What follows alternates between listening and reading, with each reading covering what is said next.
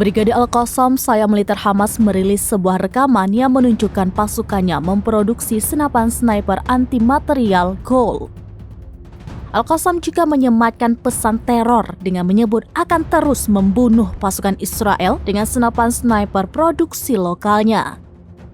Dikutip dari Al-Mayadin, video senapan sniper yang diunggah pada Rabu 20 Desember itu menjadi pertama kalinya Al-Qassam mengungkapkan secara rinci spesifikasi dari senjata tersebut. Sniper itu dinamai Goal untuk menghormati Syahid Insinyur Adnan Al-Goal, seorang pejabat senior Al-Qassam yang dibunuh oleh Israel pada tahun 2004. Al-Qassam menyatakan bahwa Goal memiliki jangkauan efektif hingga 2 km dan anti kemampuan material.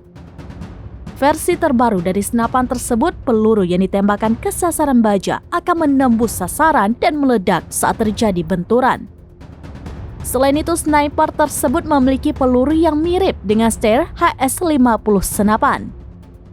Peluru tersebut juga diproduksi secara lokal, seperti yang terlihat dalam rekaman di mana para pejuang Al-Qassam bekerja membentuk dan mengisi peluru untuk menghasilkan produk akhir yang dapat menjatuhkan tentara Israel di Gaza.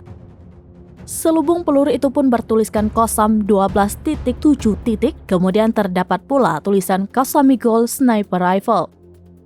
Selain merilis proses produksi senapan, Al-Qassam juga memperlihatkan bagaimana pasukannya berlatih. Bak kepala tentara Israel, Al-Qassam selalu berhasil menembak target dengan tepat sasaran.